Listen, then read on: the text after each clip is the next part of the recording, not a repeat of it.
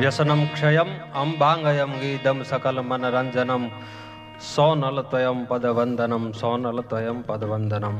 પરમ વંદ્યાય સોનબાઈ માને વંદન કરી અને આપના સમક્ષ અમે સૌ રજૂ થઈ રહ્યા છીએ. પણ આજે પરમ પૂજ્ય ભગત બાપુ એટલે કવિ કાગ બાપુની 122મી જન્મ જયંતિ, પુણ્ય પૂજ્ય જે પ્રતાપી મહાપુરુષ ચારણ સમાજમાં જ નહીં પણ ભારત વર્ષમાં એક એવું પ્રાગટ્ય થયું. આપણે ત્યાં 24 અવતાર તો થયા, પણ ચારણ સમાજ માટે એક 25મો અવતાર એટલે કે પૂજ્ય કાગ બાપુ હતા.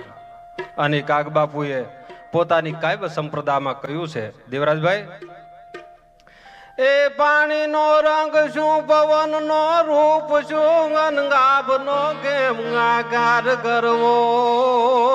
એ પાણીનો રંગ શું, પવનનો રૂપ શું, અનગાભનો કેમ આકાર કરવો.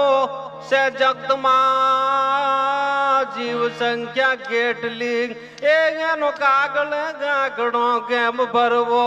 પણ ગાપ મળ્યા પછી ઓળખ્યો મેં કૃષ્ણજી એ જ નાતે જન્મ્યો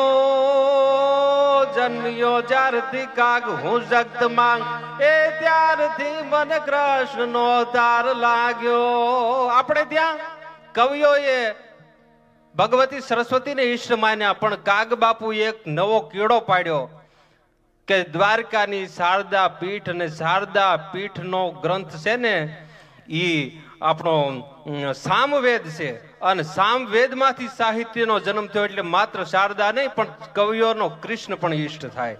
માટે આજે ભાવનગરને આંગણે, ભાવનગરની ધરતી એટલે કાગ બાપુ તો એમ કહેતા કે ભાવનગર એટલે મારું ઘર એટલે ધરતીનો છેડો આવી જાય.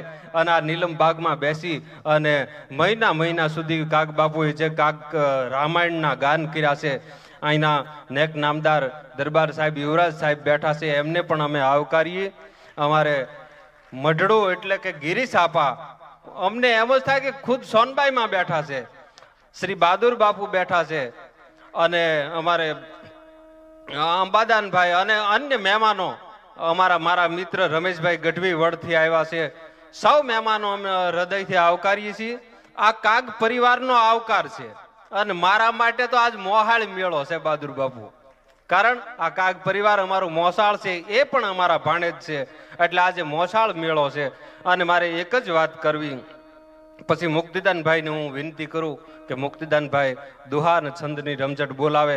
મારે એ વાત કરવી છે કે કાગ બાપુ જ્યારે કાંઈ બી વર્ણન કરે ને તો એની માલકોર સમાજને લાગુ પડતી કાંઈ ને કાંઈ સંસ્કૃતિ સમાણેલી હોય. કાગ બાપુએ વર્ષા ઋતુનું વર્ણન કર્યું. એ ગાવો એ કાલ ધારીએ સાહેબા વર્ષો રે મુશળધાર, સાગર ના એ જાયા રે ક્યારે ગાવશો. માજળ ના એ મોભી રે ક્યારે ગાવશો.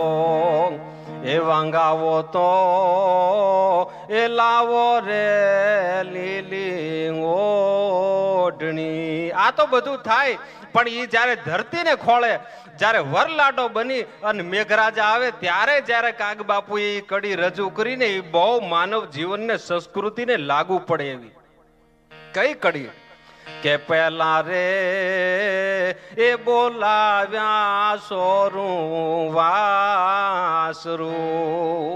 ધણી જ્યારે ઘરે આવે ને ત્યારે સીધો ઓરડે નથી જાતો, ઓરડે જાય ને તો સંસ્કૃતિનો ભંગ થાય. પોતાના સોરુને વાસરુને અને બાળ ગોપાળને બોલાવે. માટે કાગ બાપુ કહે છે કે પહેલા રે એ બોલાવ્યા સોરું વાસરું, અને પછી બોલાવી કાંઈ ગારડા કેરી નાર, ત્યાં તો ગાસુડા ખળ ક્યારે ગયેતના.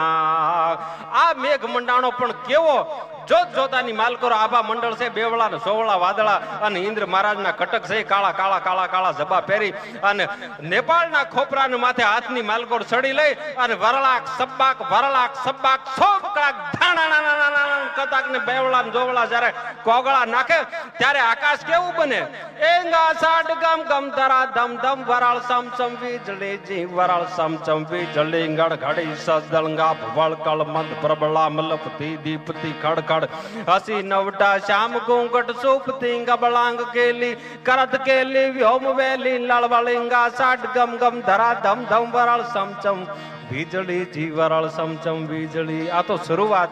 હવે હું ભાઈ શ્રી મુક્તિદાનભાઈ ને ભાઈ શ્રી દેવરાજભાઈ ને વિનંતી કરું કે ભાઈ આપ પધારો અને આગળનો દોર પછી સંભાળો.